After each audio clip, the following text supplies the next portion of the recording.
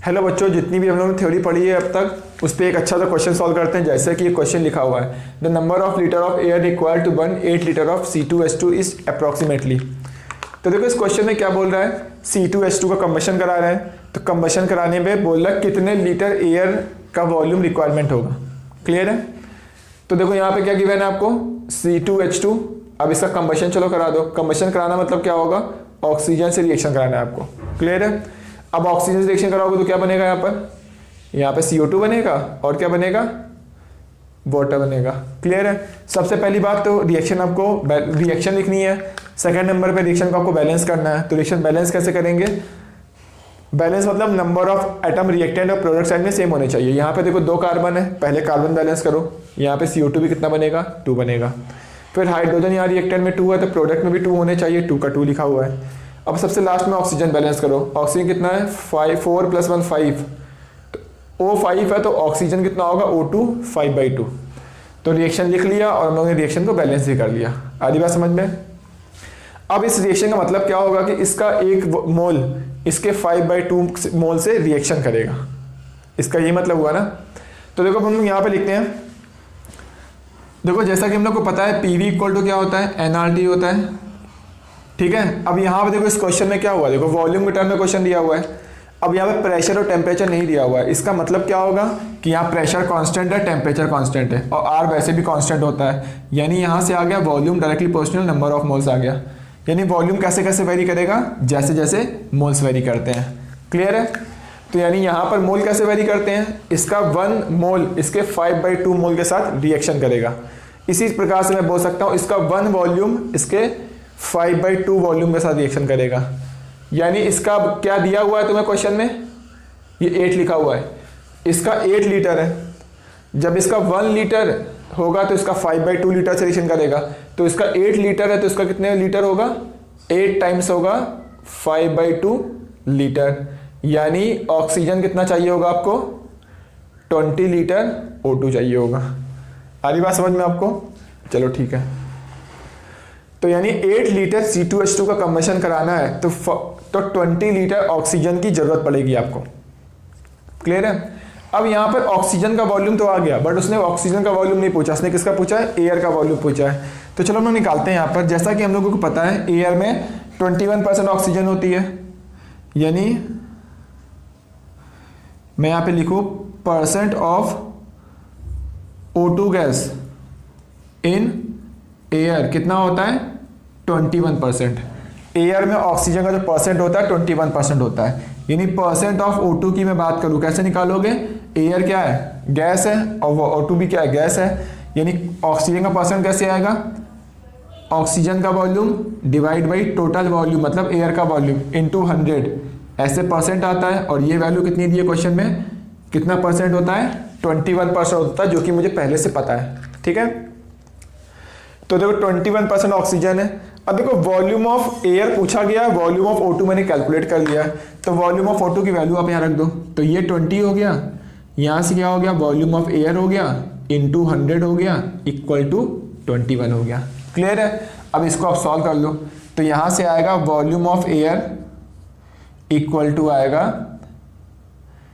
20 into 100 divide by 21, इतने litre आएगा। ठीक है? अब देखो इसको अगर आप अप्रॉक्सीमेट निकालोगे तो क्या होगा, 100 से वैल्यू कम आएगी। 100 से कम आंसर कितना आएगा आपको सॉल्व करने पर, 95.23 लीटर आ जाएगा। तो आप इसको कैलकुलेशन कर लेना। तो यहाँ से वॉल्यूम ऑफ एयर आ गया। तो मैंने देखो बच्चों कैसे सॉल्व किया, पहले वॉल्यूम ऑफ O2 निकाला, फिर O2 का वॉल्यूम नहीं पूछा गया था, वॉल्यूम किसका पूछा गया था, एयर का। फिर मैंने क्या किया, एयर का वॉल्यूम कैलकुलेट कर लिया। अगर आपको अभी भी कोई डाउट है तो प्लीज़ कमेंट करके आप पूछ लीजिएगा। अब आप नोट कर लीजिए। तो बच्चों हम लोग एक और अच्छा सा क्वेश्चन सॉल्व करते हैं जो दिखने में बहुत ही सिंपल लग रहा है, बट थोड़ा सा सोचने वाला क्वेश्चन है। तो जैसा कि आप लोगों को दिख रहा होगा यहाँ पे लिखा हुआ है 8 ml ऑफ अनकम्बाइंड O2 रिमेन, यानी 8 ml O2 रिमेन बची हुई है after exploding O2 with 4 ml hydrogen. यानी 4 ml O2 की H2 से रिएक्शन कराई गई और 4 ml H2 खत्म हो गया है। ठीक है ना? उसके बाद O2 8 ml बचा हुआ है। क्लियर है? अब पूछा गया है कि स्टार्टिंग में हम लोगों ने कितना O2 लिया था। तो यानी रिएक्शन के बाद 8 ml बचा हुआ है और कितने से रिएक्शन हुई है, 4 ml हाइड्रोजन से। तो पूछ रहा कितना O2 स्टार्टिंग में लिया था। ठीक है, चलो हम लोग स्टार्ट करते हैं। यहाँ पर सबसे पहले आपको रिएक्शन लिखनी पड़ेगी, तो रिएक्शन लिखते हैं हम लोग, H2 gas plus O2 gas gives क्या होगा यहाँ पर, H2O। क्लियर है। अब अगर आप यहाँ ध्यान से देखो, रिएक्शन हम लोगों ने लिख ली है। अब रिएक्शन बैलेंस होनी चाहिए। रिएक्शन बैलेंस करने के लिए मैंने क्या किया, नंबर ऑफ एटम्स को रिएक्टेंट और प्रोडक्ट साइड में इक्वल कर दिया। रिएक्शन भी बैलेंस हो गई यहाँ पर। अब ये देखो यहाँ क्या बोल रहा है, कितने ml से रिएक्शन हो रही है, 4 ml हाइड्रोजन, यानी ये दिया हुआ है आपको कितने ml है, 4 ml। क्लियर है। अगर ये 4 ml रिएक्ट किया है तो ये कितना रिएक्ट किया होगा, मुझे यहाँ से ही कैलकुलेट करना है। तो जैसा कि आप लोगों को पता है PV इक्वल टू nRT होता है। यहाँ पर देखो प्रेशर टेम्परेचर नहीं दिया, इसका मतलब ये कांस्टेंट है। जब ये कांस्टेंट होगा इसका मतलब वॉल्यूम डायरेक्टली प्रोपोर्शनल क्या होगा, नंबर ऑफ मोल्स होगा। यानी वॉल्यूम कैसे कैसे वेरी करेगा, जैसे जैसे मोल्स वेरी करते हैं। और मोल्स कैसे कैसे वेरी करते हैं, इस रिएक्शन से दिख रहा है कि इसके 2 मोल इसके 1 मोल के साथ कंबाइन करेगा। यानी जब इसके 2 मोल खत्म होंगे तो इसका 1 मोल खत्म होगा। ठीक उसी प्रकार से जब ये 2 वॉल्यूम भी मोल के तरीके वेरी करेगा। यानी जब ये 2 लीटर कम होगा तो ये 1 लीटर खत्म करेगा।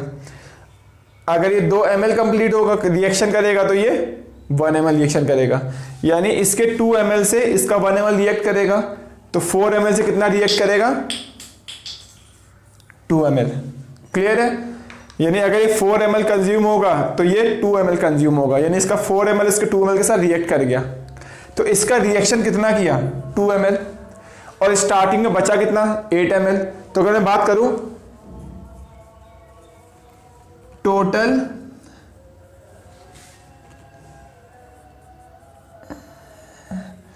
इनिशियल ऑक्सीजन टोटल कितना लगा, मैं पूछूं तो 2 ml देखो रिएक्शन कर चुका है। रिएक्शन करने के बाद 8 ml बचा हुआ है। तो टोटल इनिशियल ऑक्सीजन कितना था, 2 + 8 यानी कितना हो गया, 10 ml।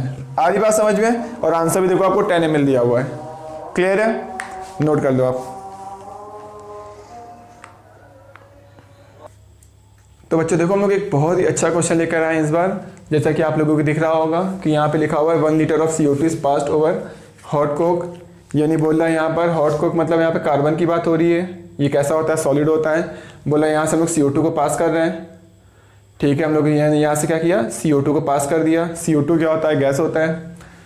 और जब ये दोनों पास करोगे तो यहाँ पे एक रिएक्शन होती है, केमिकल रिएक्शन। ये लोग क्या करते हैं, दोनों कंबाइन करके CO बनाते हैं, कार्बन मोनोऑक्साइड, और ये गैस होता है। ठीक है, तो सबसे पहले मैंने क्या किया, रिएक्शन लिख लिया। और दूसरे नंबर पर रिएक्शन को बैलेंस करना होता है, तो मैंने रिएक्शन को बैलेंस भी कर दिया।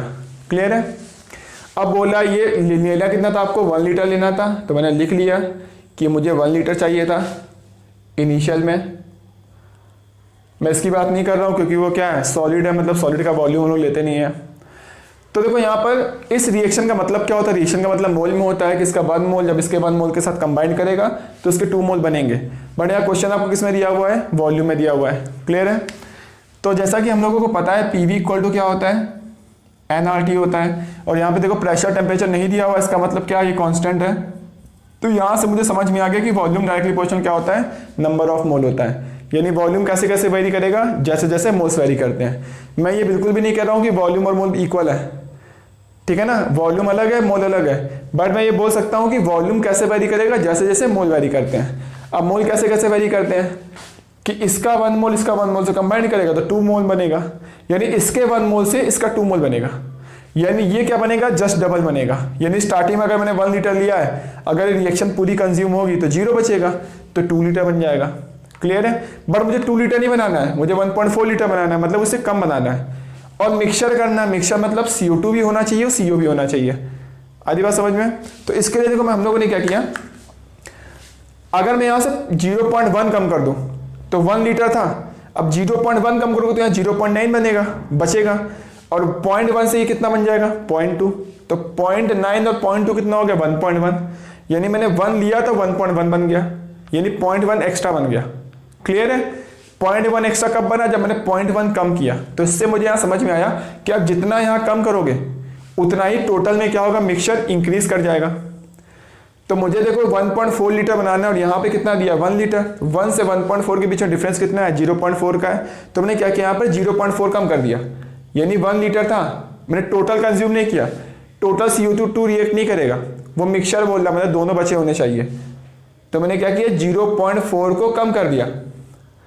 क्लियर है? तो ये 1 जब कम होगा, क्योंकि रिएक्टेंट है, कम क्यों हो रहा है, क्योंकि रिएक्टेंट रिएक्शन करेगा तभी तो प्रोडक्ट बनेगा। क्लियर है? तो रिएक्टेंट कंज्यूम होता है, प्रोडक्ट क्या होता है, फॉर्म होता है। तो अगर ये 0.4 कम होगा तो इसका जस्ट डबल बनेगा, यानी ये कितना बनेगा, 2 इंटू 0.4 लीटर। आधी बात समझ में? तो ये बचा कितना, 0.4 तो रिएक्शन करेगा, तो बचा कितना, 1 माइनस 0.4 मतलब 0.6 लीटर। और ये कितना बन गया, 0.8 लीटर। क्लियर है? तो देखो मिक्सचर की बात कर रहा है, रिएक्शन मिक्सचर कितना बचा होना चाहिए, मिक्सचर मतलब CO2 भी बचा हुआ है, CO भी बचा हुआ है, तो इन दोनों को हम लोग मिक्सचर बोलेंगे। कितना बचा होना चाहिए, 1.4 लीटर होना चाहिए। तो 0.6 प्लस 0.8 कितना हो गया, 1.4 लीटर हो गया। क्लियर है? और यही देखो आपका आंसर आ रहा है। तो देख लो, आपको अभी भी अगर कोई डाउट हो तो आप कमेंट करके पूछ सकते हैं, नोट कर लीजिए आप।